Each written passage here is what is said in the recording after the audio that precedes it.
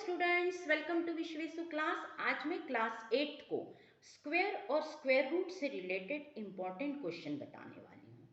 ये जो सभी क्वेश्चन हैं ये एग्जाम में पूछे जाते हैं और ये क्वेश्चन जो मैंने लिए हैं वो RS अग्रवाल और NCERT इन दोनों ही बुक से मैंने लिए हैं।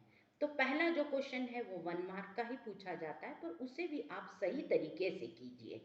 तो चलिए, क्वेश्चन है find the sum without adding. पहला पार्ट है 1 + 3 + 5 = डैश।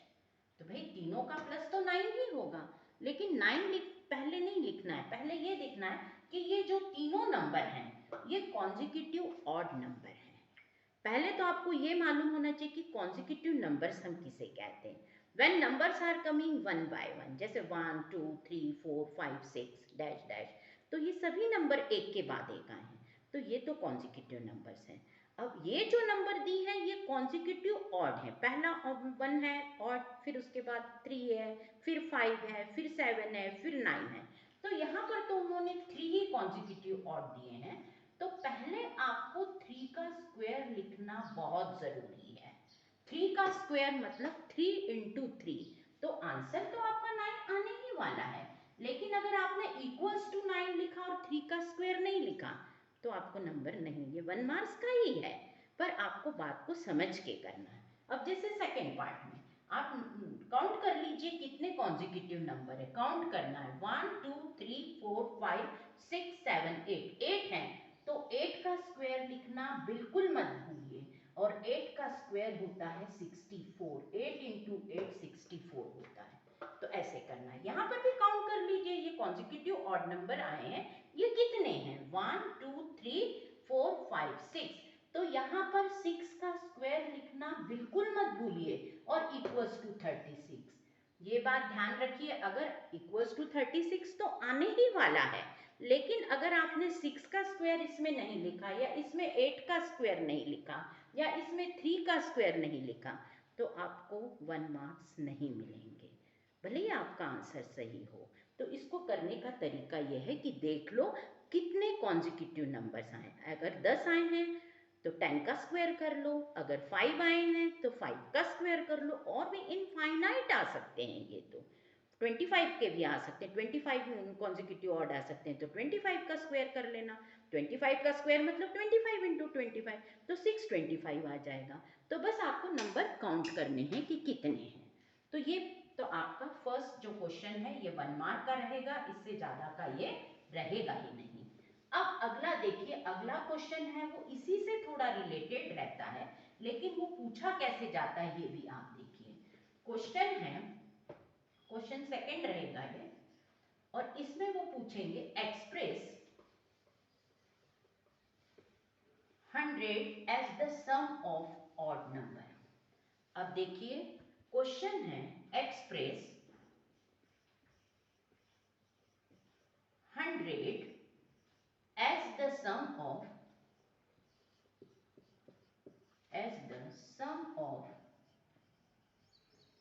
of odd number।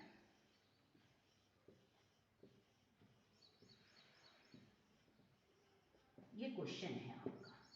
इसमें क्या करना है, आपको 100 को ऐसे एक्सप्रेस करना है कि आपको वो डिजिट अगर आप प्लस करें ऑड नंबर तो आपका आंसर 100 ही आना चाहिए। तो यहाँ पर आपको पहले ये देखना पड़ेगा कि 100 जो है वो कौन से नंबर का स्क्वायर है। 100 जो है वो 10 का स्क्वायर है, 10 × 10 करते हो तब 100 आता है। कभी कभी वो इसमें ऐसा लिख भी देते हैं express 100 as the sum of 10 odd numbers, पर यहाँ नहीं लिखा है। तो ये भी बात है, अगर 10 लिख देंगे तो फिर तो बहुत ही आसान है, 1 + 3 + 5 ऐसे 10 नंबर आप ले लीजिए कॉन्जिक्यूटिव ऑड, लेकिन यहाँ नहीं लिखा है। इसलिए आपको 100 का पहले स्क्वायर रूट निकाल, आपको मालूम होना चाहिए कौन सा नंबर उसी नंबर को इंटू करता है तो 100 आता है, तो वो है 10। तो आप आंसर कैसे लिखोगे, आंसर इक्वल्स टू 1 + 3 + 5 + 7 + 9 + 11 + 13 + 15 + 17 + 19। पहले देखिए 10 नंबर हो गए क्या, 100 10 का स्क्वायर है इसलिए 10 ही लेना पड़ेंगे। और कभी कभी वो कह देते हैं कि as the sum of 10 odd, तो फिर तो आपके लिए बहुत आसान काम है। पहले देख लीजिए 10 नंबर हुए हैं क्या, 1 2 3 4 5 6 7 8 9 10, बिल्कुल 10 नंबर हो गए हैं। तो यहाँ पर आप 10 का स्क्वायर लिखना बिल्कुल मत भूलिए और फिर इक्वल्स टू 100। आप इन सब नंबरों को प्लस करोगे ना तो आपको 100 तो मिलने ही वाला है, लेकिन 10 का स्क्वायर लिखना बहुत जरूरी। 10 का स्क्वायर मतलब ही 10 इंटू 10। तो ये क्वेश्चन आपने किया है। अब इसी पर बेस और भी पूछा जा सकता है, express 49 as the sum of odd number. अब 49 जो है आपको ये मालूम होना चाहिए कि 49 7 का स्क्वायर है। चलिए उसी को मैं आपको करके दिखाती हूँ, वो भी कैसे करेंगे, इसी टाइप से उसे भी करना है। पर हाँ, इसके लिए आपको ये बात मालूम होनी चाहिए कि 49 किस नंबर का स्क्वायर है। तो 49 7 का स्क्वायर है। जब आप 7 इंटू 7 करते हो तभी आपको 49 मिलता है, नहीं तो नहीं मिलता है। स्क्वायर, परफेक्ट स्क्वायर का मतलब ही होता है कि सेम नंबर को सेम से मल्टीप्लाई करना। तो 49 इज परफेक्ट स्क्वायर नंबर, क्योंकि जब हम 7 को 7 से मल्टीप्लाई करते हैं तब 49 मिलता है। तो क्वेश्चन तो वही रहेगा, बस 100 की जगह आपका 49 आ गया। तो आप क्या करोगे, तो 49 किसका स्क्वायर है, 7 का। तो आपको 7 ऑड कॉन्जिक्यूटिव लेना है। 1 plus 3 plus 5 plus 7 plus 9 plus 11। देखिए 7 हो गए क्या, 1 2 3 4 5 6 और ये हो गया आपका 7। तो आपको 7 कॉन्जिक्यूटिव लेना है, तो आप 7 का स्क्वायर लिखना बिल्कुल मत भूलिए और फिर आप 49 लिख लीजिए। ये क्वेश्चन। और कभी अगर उन्होंने कह दिया कि express 49 as the sum of 7 odd number, तो फिर तो बहुत ही आसान है। पहला 1 फिर 3 फिर 5 फिर 7 फिर 9 फिर 11 फिर 13, ऐसे 7 कॉन्जिक्यूटिव ऑड लेना है। तो इन क्वेश्चन को इस तरीके से आपको करना है। ये क्वेश्चन 1 मार्क के रहते हैं, इससे ज़्यादा तो रहते ही नहीं है। तो इन क्वेश्चन को ऐसे करिए। अब क्वेश्चन नंबर 3 क्या है मैं आपको बताती हूँ। क्वेश्चन नंबर 3 में वो आपको एक बहुत ही इंपॉर्टेंट क्वेश्चन रहेगा। ये क्वेश्चन जनरली एग्जाम में पूछा ही जाता है। क्वेश्चन 3 जो रहेगा, find Pythagorean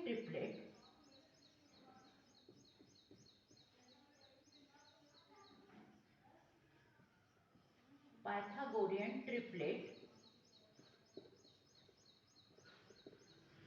whose smallest member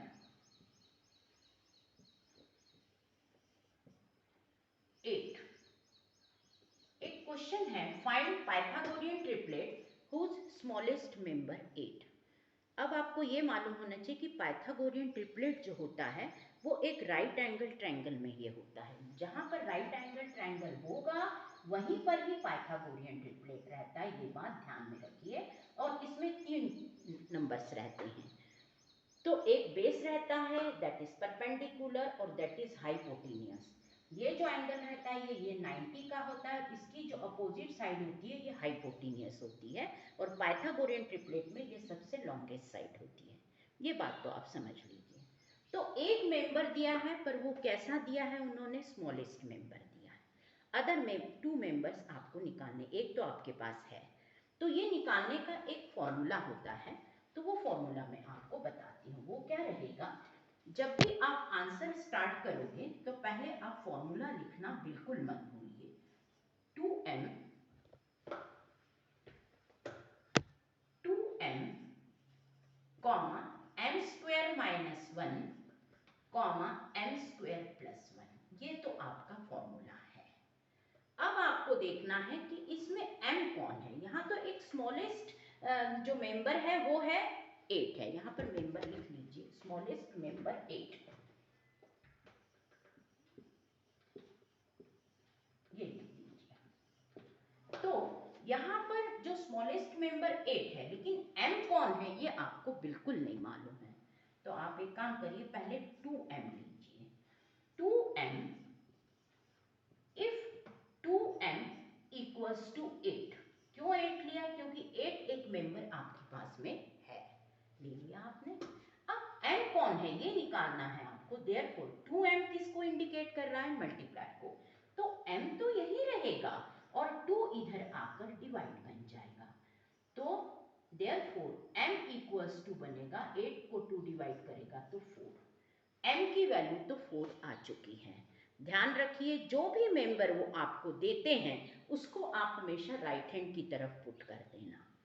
1 member भी लिख सकते हैं या स्मॉलेस्ट मेंबर भी लिख सकते हैं। यहाँ उन्होंने स्मॉलेस्ट मेंबर लिखा है।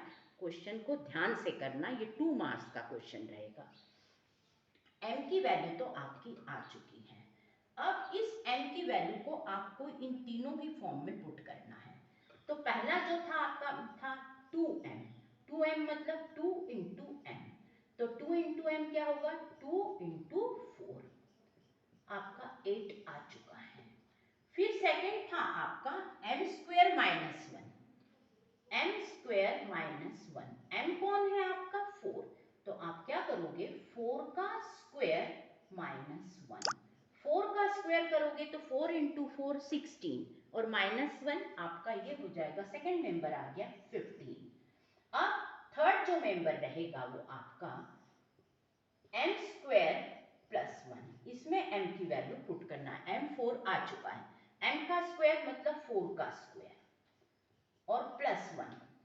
4 का स्क्वायर 16 होता है और प्लस 1 कर दोगे तो आप 17 आ जाएगा। ये तीनों ही जो मेंबर आए हैं, फर्स्ट है 8, सेकंड है 15 और थर्ड है आपका 17। क्वेश्चन में उन्होंने कहा है कि स्मॉलेस्ट मेंबर 8 है। तो आप तीनों ही मेंबर में देखिए क्या स्मॉलेस्ट मेंबर 8 आया है? बिल्कुल आया है। तो आपका ये आंसर बिल्कुल सही है।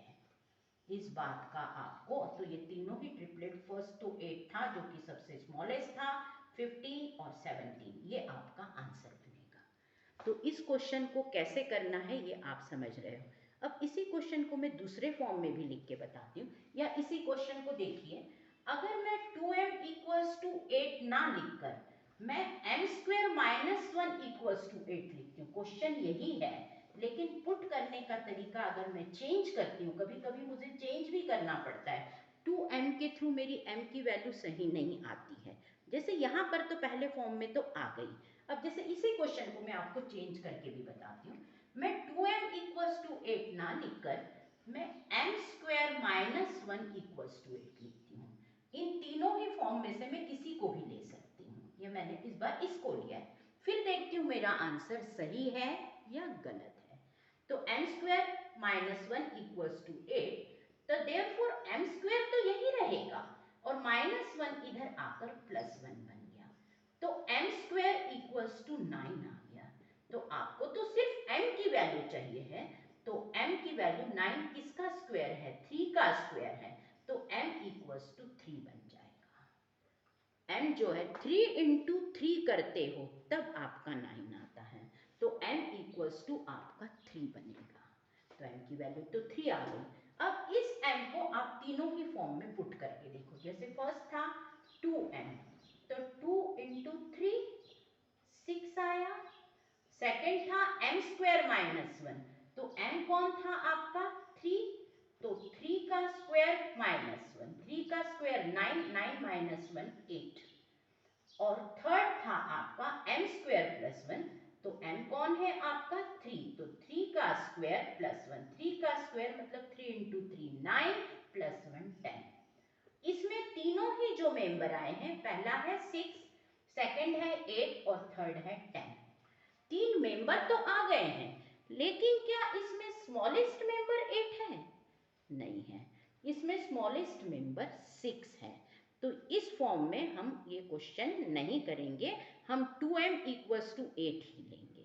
कभी कभी हमें फॉर्म चेंज करना पड़ता है, लेकिन जब हमने इस फॉर्म में क्वेश्चन किया तो हमारा स्मॉलेस्ट मेंबर 8 नहीं आ रहा है, स्मॉलेस्ट मेंबर 6 है। तो ये क्वेश्चन जो हमने किया है वो सही नहीं है। तो पहले फॉर्म में जो मैंने बताया था वही फॉर्म आपको करना है। ये क्वेश्चन समझाने के लिए मैंने बताया है कि आपको दोनों तीनों तरीके से कैसे करना पड़ेगा। अब क्वेश्चन आपकी बुक में भी दिए गए हैं। अब कभी कभी वो स्मॉलेस्ट मेंबर ना लिखकर 1 मेंबर इज 18 ऐसा भी लिख सकते हैं, जैसे कि एनसीईआरटी की बुक में और RS अग्रवाल में भी दिया है उन्होंने। Find Pythagorean triplet whose one member, only one member कहा है उन्होंने, वन मेंबर 18 ऐसा दे दिया है। फॉर्मूला तो आपका वही रहेगा 2m m² - 1, ये लिखना बिल्कुल मत भूलिए, और m² + 1 पहले तो ये लिख लीजिए। ये लिखने के बाद में आपको इसमें वन मेंबर दिया है, m कौन है ये आपको अभी नहीं मालूम है, तो पहले तो आप क्या करोगे, इफ 2m = 18, therefore m निकालना है आपको, 2m मल्टीप्लाई को इंडिकेट कर रहा है, तो 2 इधर आके डिवाइड बन जाएगा, तो m की वैल्यू 18 को 2 डिवाइड करेगा तो 9 आ गई, m तो आ गया है आपका 9। अब इस 9 को इन तीनों ही फॉर्म में आपको पुट करके देखना है।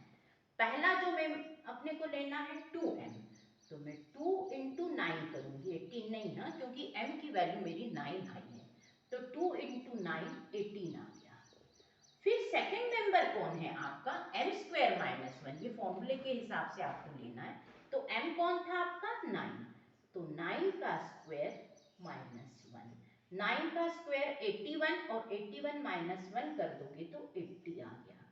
अब थर्ड मेंबर ये जो है m² + 1, m कौन है 9 है, और +1, 9 का स्क्वायर 81 और +1 82, ये तीनों ही मेंबर, एक तो ऑलरेडी उन्होंने दिया ही था, वन मेंबर 18 दिया था, और 18 आपका आ भी चुका है। उन्होंने ये नहीं कहा है कि स्मॉलेस्ट मेंबर 18, अगर स्मॉलेस्ट मेंबर 18 कहते तब भी आप इसी फॉर्मूले से काम करना, और कोई फॉर्मूला मत लेना।